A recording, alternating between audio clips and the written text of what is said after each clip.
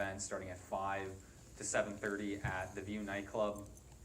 Great opportunity to learn more about a lot of things that you've heard about today. I think Ed even mentioned it, people like him will be there. You can talk to him more about maybe some of the questions you have. Are there things going on at AT&T or in the industry? You can sort of mix and mingle with your colleagues or make new friends. Then you can take all those new friends and old friends over to dinner at 7 o'clock at Rain Nightclub, and then we're going to cap everything off with the Neon Trees concert. So with all of that said, we'll get into the last session, which is Help Stop Online Fraud by using AT&T Mobile Identity Toolkit. We've got two great presenters to end the day with. We've got Bryan Hicks, who's a Senior Product Marketing Manager at AT&T, as well as Ritesh Jain, who is a Director at Danal. Let's welcome them to the stage.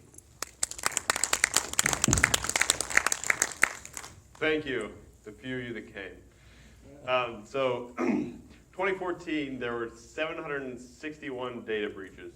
And here's as of December 23rd. I won't name names, but we all know that it ranged all kinds of players, from healthcare to governments to online retailers to financial institutions. Over 80,000 identity records were exposed to the public. And I'm not here to tell you that we can solve any of those data breaches. There are lots of companies that work on that. We're not one of them. But with AT&T in combination with Danal, our customer, and then Danal's customer is focused on is assuming that your data is out in the wild, what can we do to help continue to protect you from fraud and financial loss? So in 2013, there were almost $25 billion worth of financial loss from identity theft and fraud.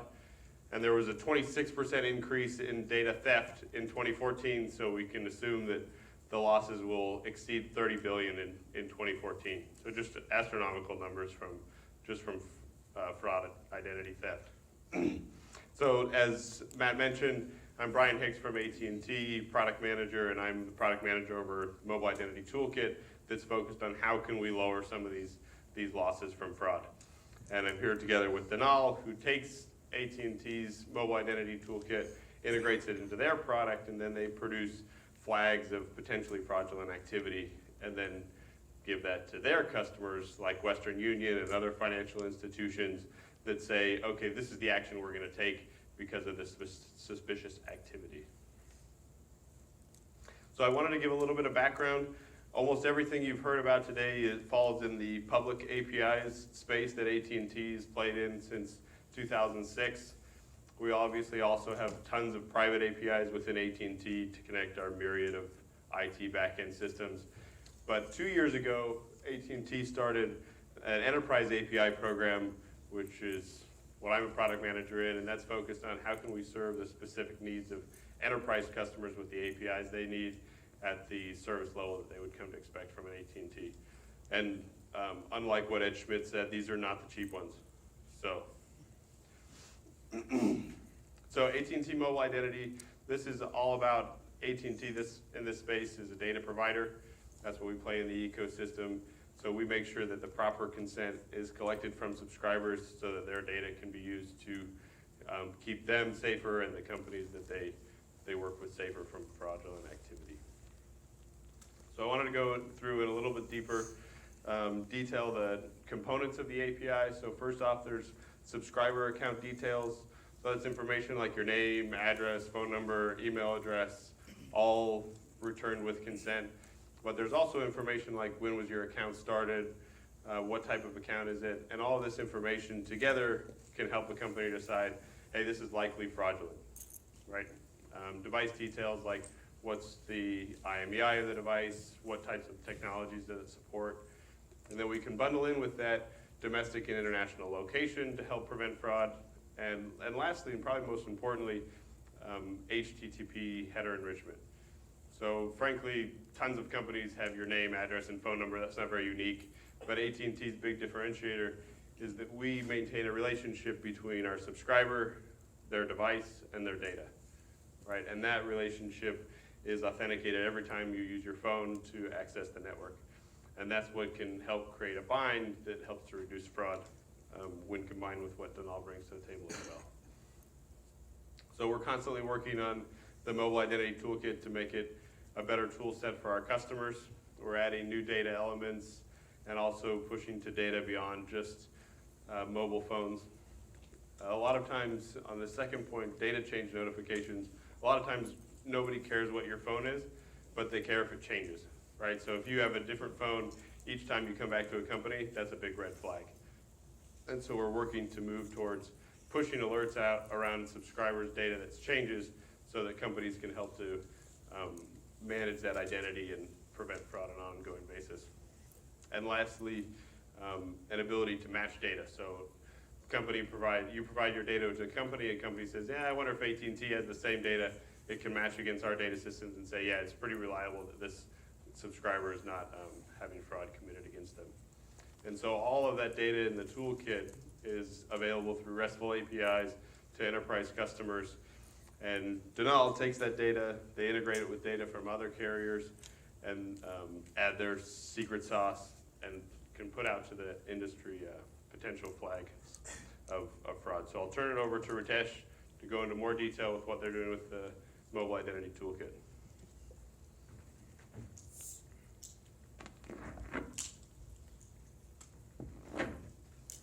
Well, thank you, Brian. That was a very comprehensive overview of the Identity Toolkit.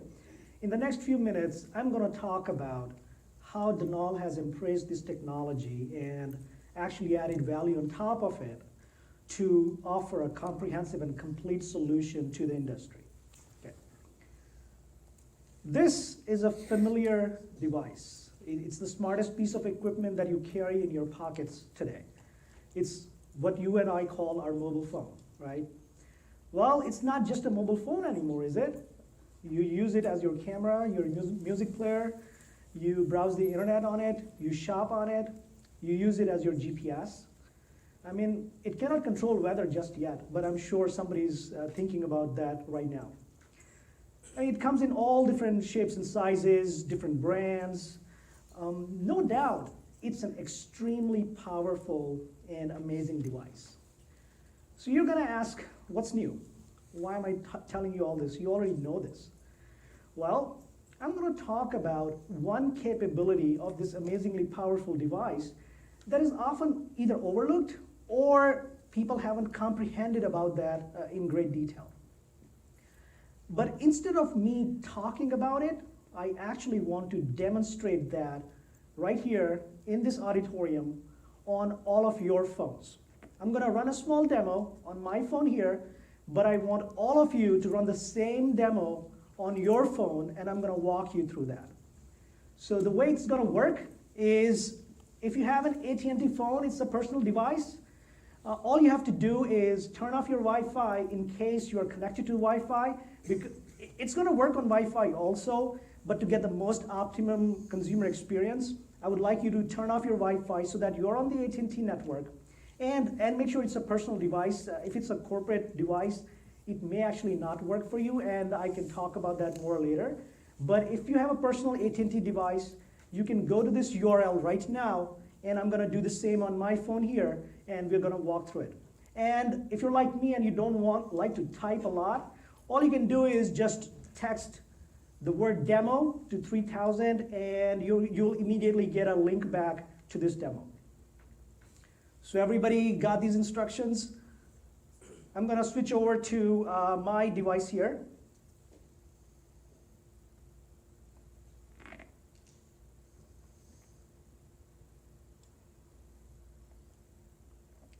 And if you are on that URL, this is how it's gonna look like. Now imagine this is actually a fictitious merchant site. Imagine you are browsing on some merchant site and you see a pair of Bluetooth headphones and you fall in love with them and you say, yes, I want to buy these right now, okay? You could have landed here through a link in your email, maybe a post on your Facebook feed. It does not matter how you got here, but you like a product and you're ready to purchase it. So you hit the Buy Now button, and immediately you are asked about a lot of information. Your shipping info. Can you guys see this? Is it visible? No. I'm hoping you can see this on your own phones. So what I'm seeing here is I'm being asked for my shipping info, for my payment info, and so on. At the top, you can see Danal's mission has been to minimize friction and increase security for anything mobile. It does not matter what you're doing on your mobile phone. You may be logging into your mobile banking app. You may be sending money to your loved ones through a mobile payment service. You may be actually creating a new account. You may actually be purchasing your favorite product on a merchant site. It does not matter. Our goal is to reduce the friction that is encountered in any of those transactions, and at the same time, improve or add security. Now keep in mind, security, whenever you try to increase security, often you have to increase some friction also. But that's our goal. We don't want to increase friction at the expense of increasing security. We want to increase security, but at the same time, reduce friction. We have been doing carrier billing for a long time now, and we actually pioneered carrier billing back in Korea. And today we are doing almost $1.4 billion in payments volume in a year. For mobile identity, we are one of the leaders in this space. I mean, it's a new space. It's been around for a couple of years, and we were one of the first starters, and we are the leaders in the sense that we are one of the few companies who have direct payment and data binds to all the top tier carriers in the United States, and we are expanding globally as well. With our unique relationships with all the top tier carriers, we also enjoy a gateway status with some of them, such that some of our competition has to go through our rails in order to reach some of those carriers. So that was about Danal. I'm not going to bore you anymore, but let's talk about how it all works. The demo that you just saw, what really happened? Now the idea is very simple. Think about it. Whenever you pick up your phone to make a phone call to your loved ones, that call is routed over the AT&T network, and the other party recognizes that the call is coming from you. How does that happen? AT&T identifies that the call is coming from you, and they know who you are, and therefore they're able to connect that call to the other side. All we are doing here is taking that one step further. Now, when you open your account with AT&T, you actually identified who you are by probably giving your driver's license, your name, your billing address, your credit card. AT&T knows who you are, right? So all we're doing is leveraging that information to solve some of the other use cases. So in this example, I have a user, again talking about that demo experience. I have a user and he's trying to purchase something on a merchant site. That merchant has no idea who that user is until that user identifies himself by filling out that long form. But why even go that step? Why ask the user to fill that form when that same information can be provided by AT&T? So what happens is, like I said before, AT&T, using AT&T's headers and network, we are able to identify it's an AT&T device and this is the phone number. And then after obtaining appropriate consent and after authenticating the user with a challenge question like, what's your billing zip code? We are able to get a lot of other information about the user, like what's your name, what's your address, what's your email address, what device you're using, what's your SIM ID, and so on. And we package all of that into a single unique identity. Now look at this. Look at this list of attributes. Device ID, name, address. These are all very powerful attributes. And imagine combining all of them into a single unique identity. How powerful that identity can be, right? I mean, this identity is today being used to realize a lot of use cases, and I'm going to mention a few here. And actually, you know the capability, the sky's the limit. If you have a different use case, sure, we can realize that, but I'm going to talk about a few here. One of the most prominent use cases is risk and fraud, right? Bryan showed you some statistics. we are losing billions of dollars in fraudulent transactions today.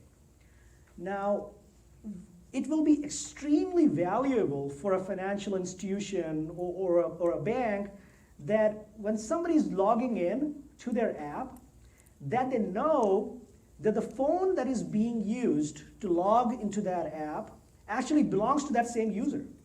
Otherwise, they could either altogether reject that transaction, or they could step up their authentication and ask for knowledge-based questions, right?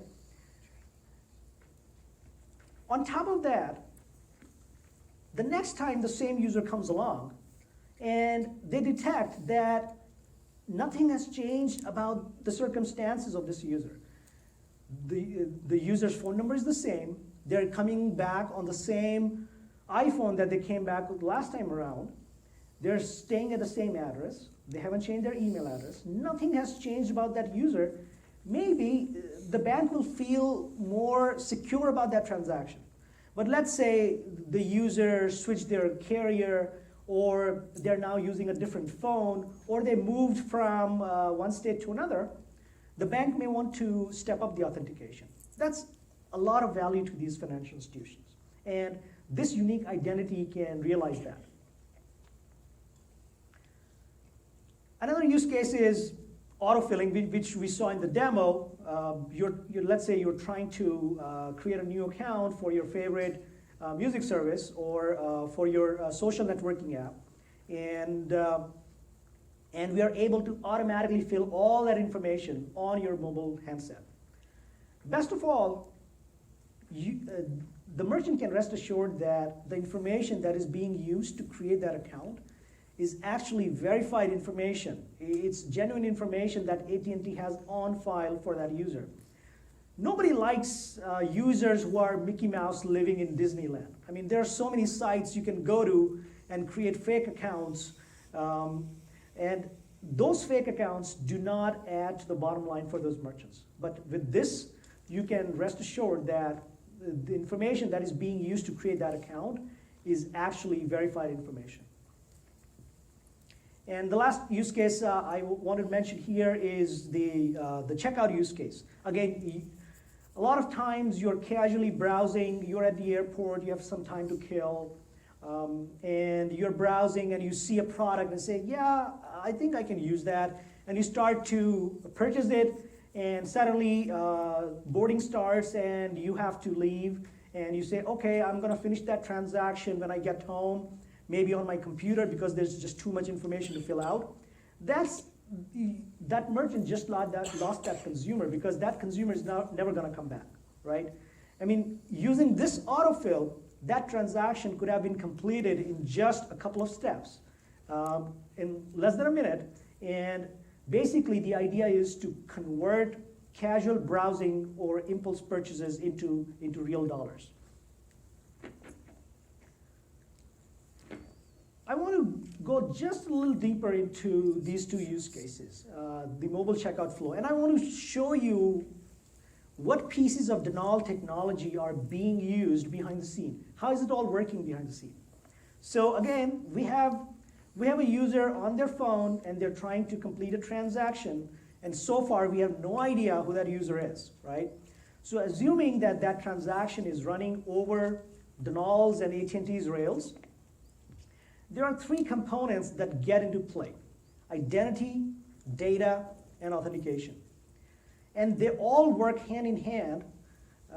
And by identity, I mean we are able to identify it's an AT&T device using, this is the phone number. And as part of that step, we record the user's consent. Then in the data piece, we are able to pull the information for that user from AT&T all in real time. And we also are corroborating that data with other trusted sources to make sure it's the best possible data that we can return back for that consumer. And of course, we have that important step of authenticating the user. Depending on who the merchant is and what type of authentication they want, you could just challenge the user by saying, what's your billing zip code? Or if you want to step it up, you could maybe ask, what's the last four of your social security number? or what's your date of birth? A kid who's playing with the phone. And once we have all that information in place, we are able to return back to the merchant an identified user with verified information. Here's another use case, the fraud management use case. Many times banks, financial institutions, they already have information about a user. They already know what's their name, where do they live, what's their phone number, and so on. But whenever the user logs in or tries to send like $1,000, a big transaction, it would be awesome for those banks to make sure that the data that AT&T has on file for that user matches with what I have on file. So same thing, 3 pieces of Danal technology come into play: validation, data, and verification. Of course, we first make sure that the data that the merchant provided is actually accurate. I mean, there are no missing pieces to that data. And we pull the information from AT&T, corroborate it with other sources, and in the end, we run it through our verification algorithm. It's a in-house sophisticated algorithm where we can catch things like typos, nicknames, and abbreviations, and so on. And then in the end, we return a score back to the merchant, and based on that score, the merchant can decide whether they want to let this transaction go through, they want to reject that transaction, or they may want to step up authentication in that case. So, like I said earlier, these are just a couple of use cases that, that Danal is working on, but I want to know what your use case is. Bring it on. We are partnering with AT&T to, again, make it easy and make it more secure on the mobile channel. So whatever your use case may be, let's talk. Let's talk with Danal, AT&T together and make sure that we can realize those use cases. I'm going to hand it over back to Bryan for a recap, and then we will take some Q&A. Yeah, so just to recap, AT&T, we're acting as the data provider, right? We ensure that the appropriate consent is collected. Danal then uses the algorithms to determine, is there something that's potentially fraudulent going on? And then the end company decides, okay, with that information, what actions am I going to take? And all of that's in order to reduce fraud and the losses from fraud and identity theft, and to reduce the friction in mobile transactions. So we'll go ahead and take any questions. Coming with a mic. Presumably, Danal, you have relationships with the consumer side of this, banks, whatnot, retailers. AT&T, do you do this exclusively with Danal, or those who have other relationships with institutions could do something similar? Yes, we are not exclusive with Danal, as much as they'd love us to be.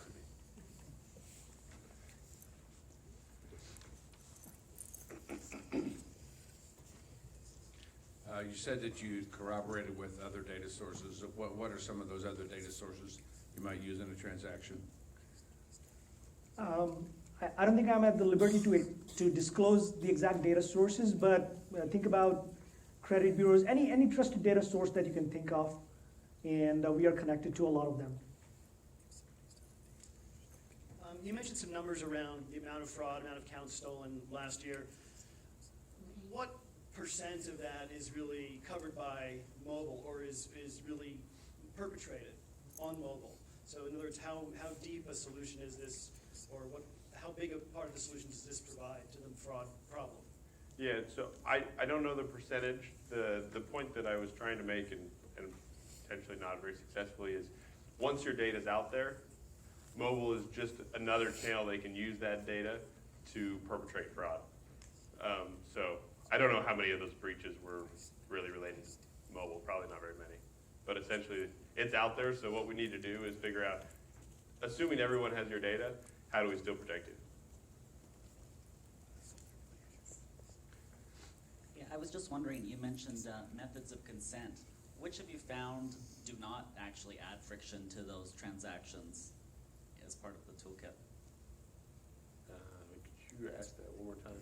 What methods of consent have you found that do not add friction to the transaction, such as an extra step to read terms and conditions and checkboxes and that sort of stuff? Yeah, so unfortunately, collecting consent always adds some amount of friction. What we do try to do is, have the language on the screen, so there's not like a link to some hidden T's and C's. And then the header enrichment itself, because it's network-based, you can at least know, okay, this is the subscriber, without them having to enter their phone number and then get a text message and then put a PIN in, or, so that's the friction we're reducing.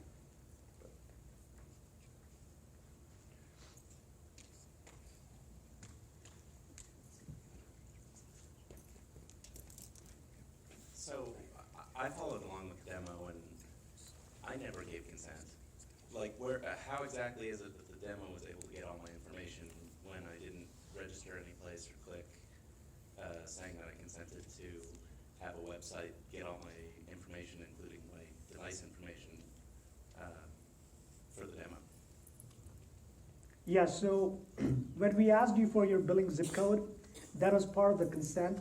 And there's language on that screen that by entering your billing zip code and clicking next, you allow AT&T to share your information such as your name, address, email for this purpose of filling the form. But I mean, that purchase screen was presumably a partner or a seller, and they could put anything on their screen, and they could ask for a zip code and send it to you guys. And Yeah, if yeah. they don't include the information, and I frankly didn't notice that it said anything about consent, how do you control that the end page that somebody's looking at is adequately representing the consent being given? Yeah, no, that's a very good question. And this is where AT&T comes into play. They have a very strong approval process. So anytime, for example, even for this demo, we had to submit it to AT&T that, hey, this is what we are trying to do, and is it okay to do this or not? And Bryan and his team make sure that the entire user flow is designed in a way that the user knows what's going on and that the merchant is not doing anything fishy. The last thing we want is for the user to get confused what's going on. Maybe Bryan can add more to that. Yeah, so I work with our privacy team all the time. They're very strict. And so that is a number one concern of ours, is making sure that privacy is protected. And we're in the middle right now of enhancing our consent process even more to have stricter controls and making sure that language is displayed properly and all of that. But right now it's a manual process. We review every use case for every merchant and make sure that it's properly set up.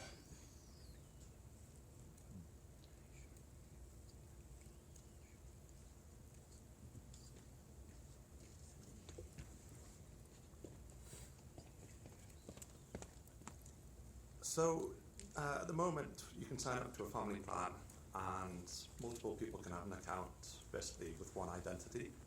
How do you differentiate between me, my wife, my kids, sort of thing? Yeah, so within AT&T's databases, we do have a concept of a primary subscriber. And so we know, who's identified as the primary subscriber on the account and associated with that information. Part of the way that we also ensure that is by having challenge questions that presumably the account owner would know.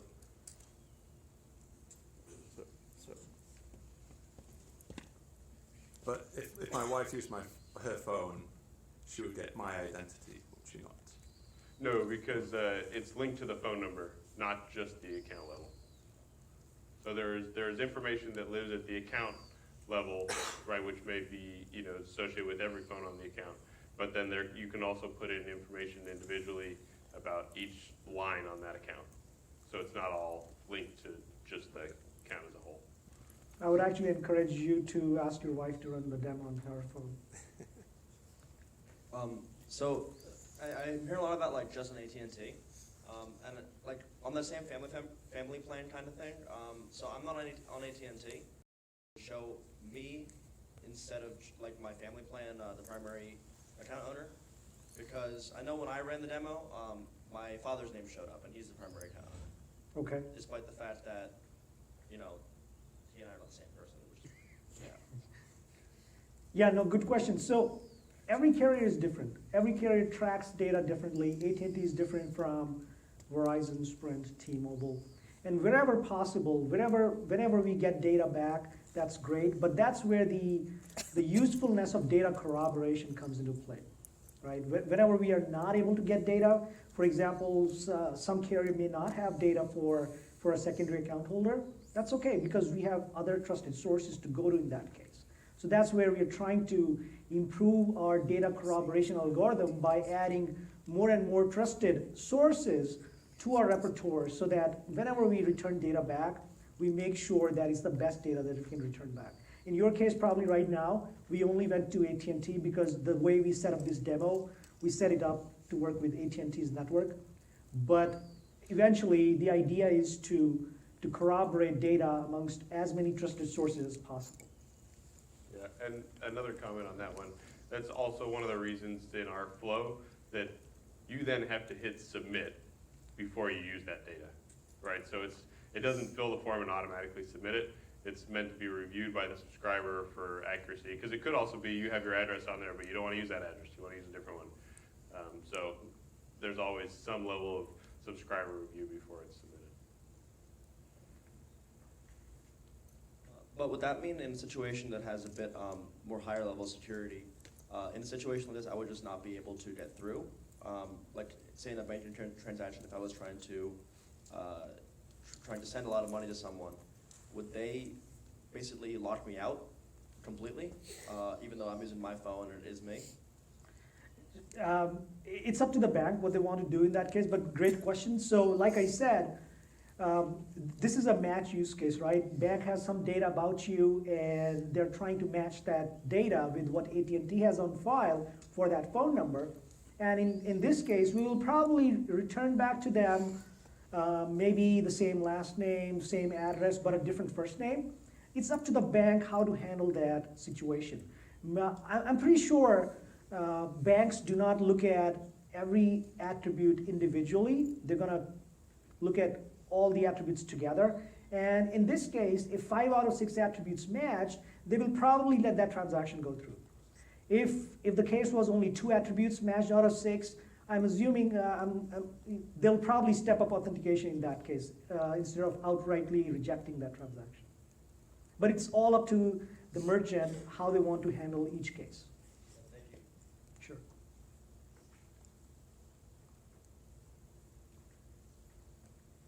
No more questions? Any final questions? No?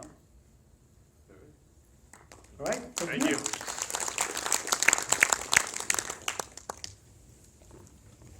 All right, well, I'd like to thank Ritesh and Bryan for a great presentation. This concludes our sessions for the App Strategies track. So we're going to clear out the theaters, but like I said, there's a lot of great activities to participate in tonight. I really encourage you to go to the networking event. Don't miss dinner, and definitely do not miss the concert. So thanks again for coming, and we'll see you tonight.